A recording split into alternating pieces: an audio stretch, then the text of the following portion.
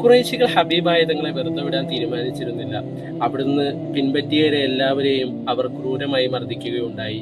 അവിടുന്ന് എല്ലാവരും അവരെ പരിഹസിക്കുകയും അവരെ മാറ്റി നിർത്തുകയും അവരെ വേർപിരിയിപ്പിക്കുകയും ചെയ്തുകൊണ്ടിരുന്നു. ഹബീബായ തങ്ങളെയും ഇതുപോലെ തന്നെ ചെയ്തുകൊണ്ടിരുന്നു. ആ സമയത്താണ് ഖുറൈശി നേതാവായ അബൂലഹബ് തങ്ങൾ ഒരു പ്രഖ്യാപനം പ്രഖ്യാപിച്ചത്. അവിടുത്തെ മക്കളായിരുന്ന ഉത്തുബയും ഉത്തൈബയും ഹബീബായ തങ്ങളുടെ 2 മക്കളെയായിരുന്നു കെട്ടിയിരുന്നത്, റുഖിയയെയും ഉമ്മു കുൽസുവിനെയും. അപ്പോൾ അവരെ രണ്ടുപേരെയും വിവാഹമോചനം നടത്തണമെന്നതായിരുന്നു അബൂലഹബിന്റെ തീരുമാനം. ഇരുവരും അബൂലഹബിന്റെ വാക്കുകൾ കേട്ടു. ഇരുവരെയും തൊലാക്ക് ചെല്ലുകയുണ്ടായി. ഇത് കണ്ട് ഖുറൈശി ജനത വെറുതെ ഇരുന്നില്ല. സ്വന്തം കുടുംബത്തിൽ നടന്ന കാര്യങ്ങൾ അബുൽ ആസ് തങ്ങളെ അറിയിക്കാനായി എല്ലാവരും കൂടി അബുൽ ആസ് തങ്ങളുടെ വീട്ടിലേക്ക് പുറപ്പെട്ടു. അബുൽ ആസ് തങ്ങളെ കണ്ടുകൊണ്ട് ഇവരെല്ലാവരും നടന്ന കാര്യങ്ങളെല്ലാം പറഞ്ഞു കൊടുക്കുകയുണ്ടായി. നിങ്ങൾ കണ്ടില്ലേ, ഖുറൈശിയുടെ നേതാവായ അബൂലഹബ് സ്വന്തം മക്കളെ വച്ച് മാതൃകയായിട്ടുണ്ട്.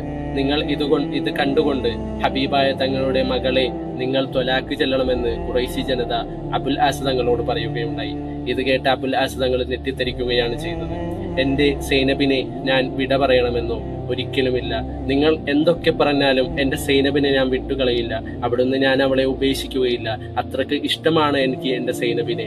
ഇതെല്ലാം കേട്ടുകൊണ്ട് ഖുറൈശി ജനത അബുൽ ആസ് തങ്ങളെ കളിയാക്കുകയുണ്ടായി. ഇത്രക്ക് പ്രേമമോ? ഒരു പെണ്ണിനോട് ഇത്രയും പ്രേമം വച്ചു പുലർത്താൻ പാടില്ല.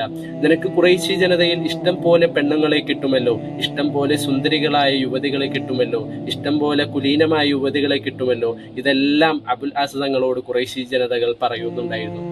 ഇതെല്ലാം കേട്ടുകൊണ്ട് ഖുറൈശി ജനതകളുടെ മുമ്പിൽ അബുൽ ആസ് തങ്ങൾ മൗനം പാലിച്ചു. വേണ്ട, എനിക്ക് മറ്റൊരു പെണ്ണിനെയും വേണ്ട. എനിക്ക് എന്റെ സൈനബിനെ മാത്രം മതി. ഞാൻ അവളെ അത്രയേറെ സ്നേഹിച്ചിരുന്നു.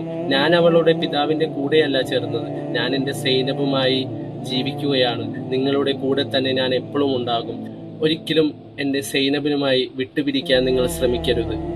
നിങ്ങൾക്ക് അതിന് സാധിക്കുകയില്ല എന്ന് അബുൽ ആസ് തങ്ങൾ അവരുടെ മുഖത്ത് നോക്കി പറഞ്ഞു. ഖുറൈശികൾ എല്ലാവരും കൂടി അബുൽ ആസ് തങ്ങളെ പേടിപ്പിച്ചു. നീ ആലോചിച്ച് തന്നെയാണോ ഈ പറയുന്നത്? ഇതിന്റെ എല്ലാ പ്രഖ്യാതാപങ്ങൾ നീ അനുഭവിക്കേണ്ടി വരുമെന്ന് അബുൽ ആസ് തങ്ങളോട് ഖുറൈശികൾ പറയുന്നുണ്ടായിരുന്നു. അബുൽ ആസ് തങ്ങൾ ഖുറൈശികളോട് പറഞ്ഞു, എന്തൊക്കെ വന്നാലും, ഏതൊരു അപകടത്തിൽ ചെന്ന് ചാടേണ്ടി വന്നാലും, എന്തൊക്കെ സംഭവിച്ചാലും, നിങ്ങൾ എന്നെ കൊന്നാൽ പോലും എന്റെ സൈനബിനെ ഞാൻ വിട്ടുപിരിയില്ല. ഇത്രയും നല്ല മറുപടികൾ കേട്ട് ഖുറൈശികൾ നാണം കെട്ടുകൊണ്ട് അബുൽ ആസ് തങ്ങളുടെ വീട്ടിൽ നിന്ന് പോയി. ഇതെല്ലാം കേട്ട അബൂലഹബിന്റെ മക്കൾ ഉത്തുബയും ഉത്തൈബയും ചമ്മിപ്പോയിരിക്കുന്നു. അവർക്കും ഇത് പറയാനുള്ള ധൈര്യം പോലും ഇല്ലായിരുന്നു. അങ്ങനെയായിരുന്നെങ്കിൽ ഏറ്റവും സുന്ദരികളായ യുവതികളെ അവരുടെ കയ്യിൽ നിന്ന് നഷ്ടപ്പെടുകയില്ലായിരുന്നു.